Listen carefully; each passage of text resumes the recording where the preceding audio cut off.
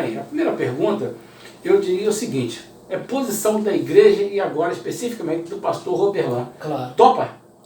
Vambora? Aceita? Então tá.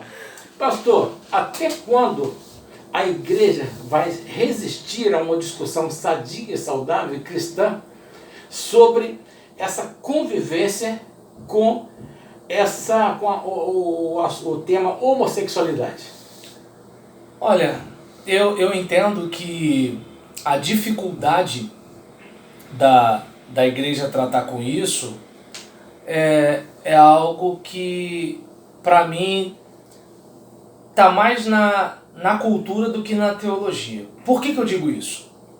Porque a Bíblia, ela fala sobre a prática homossexual de um modo negativo, como fala também da mentira, como fala do orgulho, como fala da maledicência, como fala Hoje em dia não se fala muito isso, mas no meu tempo de unijovem usava-se um termo chamado fornicação. Então, ou seja, há uma crítica até mesmo à prática sexual hétero de gente que não assume o compromisso matrimonial. Então a gente tem uma série de situações que a Bíblia apresenta, olha, isso aqui não é o adequado para um cristão.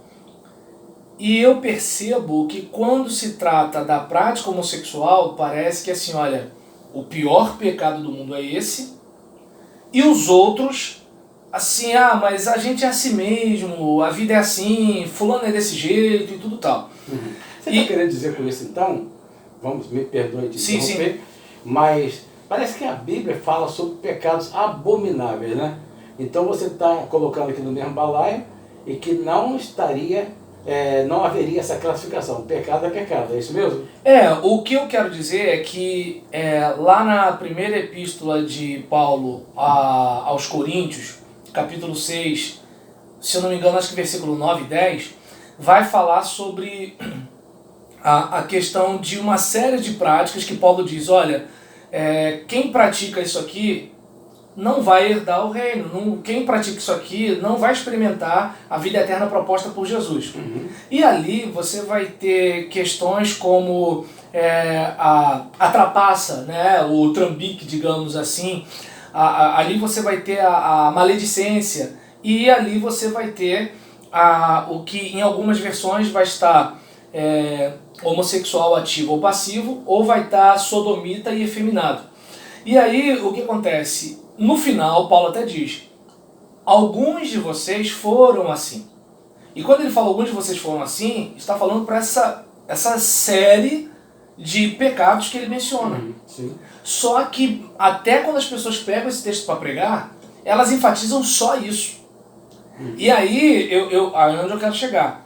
Eu não parto da teologia nesse caso, eu parto da cultura. E aí eu acredito que assim, a gente precisa revisitar o texto para olhar e ver o seguinte, olha, precisamos combater o pecado. Uhum. Ok, você entende que a homossexualidade é compatível com a vida cristã? Não. À luz do texto sagrado, a homossexualidade, a maledicência, a fornicação, a mentira, o engodo, ou seja, nada dessas coisas são compatíveis com um seguidor de Jesus. Então, a pergunta mais difícil então, você batizaria um homossexual?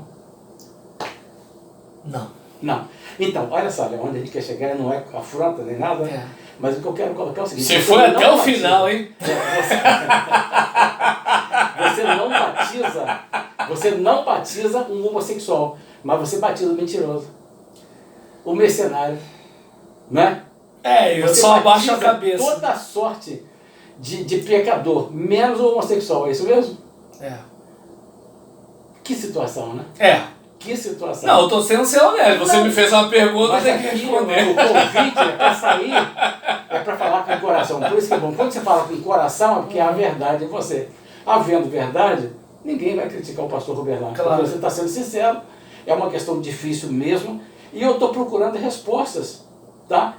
Vindas do coração. Como eu disse, para mim tem mais a ver com a cultura do que a teologia. Uhum. Porque assim, a Bíblia condena todos os pecados. Nós hierarquizamos os pecados. Essa é a questão. E aí é onde vem o aspecto até mesmo do tratamento. Por exemplo, até que ponto nós tratamos porque, como você disse, o camarada assumidamente homossexual ou o cara que pratica, né, o ato homossexual, de repente foi surpreendido no momento, já estava dentro da vivência da igreja, ou de repente se descobriu, ou saiu do armário, não sei qual é a situação, mas assim, dificilmente alguém que assim, olha, eu sou assumido, quero ficar aqui, pronto, tal. No nosso contexto, o mais comum, né, no contexto tradicional, conservador, o mais comum é o quê? É aquele rapaz que nasceu e cresceu na igreja, aquele jovem ou aquela irmã que já tem uma vivência com a gente e, sei lá, de repente reprimiu durante anos e a gente só descobriu depois, porque, sei lá, não sei qual é a situação. Eu sei que quando a coisa acontece, né, e eu não acredito que a pessoa faz de modo assim, eu vou afrontar. Eu até entendo que quem está lá fora pode até fazer o seguinte, vou dar esse beijo colante aqui para afrontar, mas assim, eu entendo que quem está lá dentro, eu não entendo que está querendo afrontar. Eu entendo que, pelo contrário, está querendo caminhar com a igreja. Eu entendo isso. E assim, numa situação dessa, a tendência, pelo menos que eu observo, é o quê? Vamos combater o pecado e vamos deixar claro que a gente não participa disso desligando essa pessoa. Uma coisa mais ou menos assim. E aí, a parte que pelo menos eu gostaria que acontecesse é a seguinte. Tudo bem, a gente, como você disse, a gente batiza a pessoa que mente, a gente batiza aquela... Eu falo por mim como pastor, se uma pessoa inventar uma história sobre mim, a minha vida vira um inferno, e se eu conseguir provar que sou inocente, as pessoas ainda falam assim, pastor, releva, fulano é assim mesmo, ele tem problema, entendeu? Então acontece assim, essa pessoa, ela não vai receber metade da reprimenda que a outra. Essa é a questão. A porta de entrada, eu assumo para você, eu assim, batizaria um e não batizaria o outro. Agora, uma vez todo mundo lá dentro, a parte que me corta o coração é que dificilmente você vai ver o rebelde ou o fofoqueiro sendo disciplinado, caso seja surpreendido numa falta, da mesma forma que alguém que é surpreendido num ato desse tipo. Até mesmo se for um ato sexual mais hétero, muitas vezes vai ser relevado do que uma situação dessa, quando para Deus pecado é pecado. Perfeito. Eu até, se me permite, eu vou colocar um pensamento meu aqui, que afinal de contas, querendo ou não querendo, nós formamos opinião. Sim. Eu, através dos meus escritos, através de profissional contábil, que eu elaboro o estatuto. Então, como o estatuto é um documento muito importante para a vida eclesiástica da igreja, né? Eclesiástica da igreja é boa, né? Para a vida eclesiástica, né? Uma coisa que eu ando refletindo é nessa possibilidade de a igreja batizar determinada classe de pessoas, determinado não, efetuar o batismo, mas a pessoa só se tornar membro da igreja mediante algumas condições. Então uma coisa é o Filipe e o Eunuco, estão lá no caminho, né? Qual a igreja que o eunuco pertenceu? A Bíblia fala? Não fala não, né? A gente não sabe nem qual a opção sexual do eunuco. A gente não tem informação, porque a Bíblia não dá informação. A verdade é que Filipe aproveitou uma oportunidade, estava lá naquela carruagem com ele, né? No caminho de... Não lembro. Também não lembro. Eu lembro que ele foi arrebatado em espírito, chegou lá e viu o cara. Exatamente, então. Aí depois que ele ouviu a palavra de Deus, não é isso? O eunuco, ele diz o quê? Eis aqui a água que impede que eu seja batizado. Ele foi batizado. Então hoje eu queria achar pessoas que pensam igual a mim. Confesso, estou sendo sincero.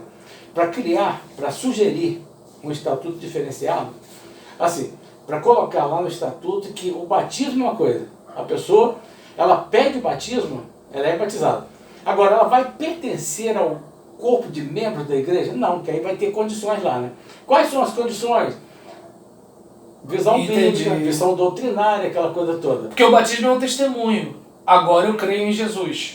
Entendi. Sim. O outro é o pertencimento. Isso. Entendi. Você está entendendo? Então, eu exerço o ministério, eu conduzo, eu lidero, eu estou participando de um processo de formação de liderança, ou seja, é como se houvesse patamares. Né? E eu queria que alguém me convencesse que eu estou sendo antibíblico, né? Com esse meu pensamento. Esquenta não, alguém vai dar um feedback aí. Já que você quer que alguém te convença, alguém vai dar um feedback. Eu não gosto de achar nada. Dizem que quem acha vive se perdendo, né?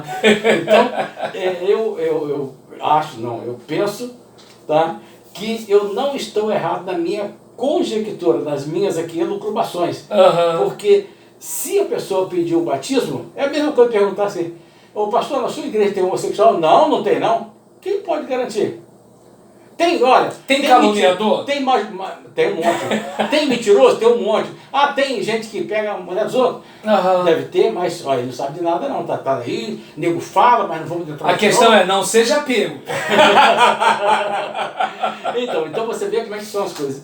Eu creio que essa contribuição que você vem dar aqui agora, ela seja muito legal na medida em que você pode ajudar a formar opinião, sim, e a resolver, de repente, alguns problemas aí. Eu conheço uma história que não cabe contar aqui agora por questões de tempo, mas foi um fato que aconteceu de dois rapazes que viviam há mais de 30 anos juntos, estavam juntos, né? E eles resolveram, então, ir à igreja. Em indo à igreja, se converteram. Em se convertendo, pediram batismo. E a igreja não os batizou. Sim. Tá? É uma história um pouco longa, né? Então não vou contar aqui. Mas, então fica aí essa provocação. Eu sei que o seu público, que é tão fiel, vai depois te espanar. Com certeza. Então, joguei a bomba, agora a gente sai de cena.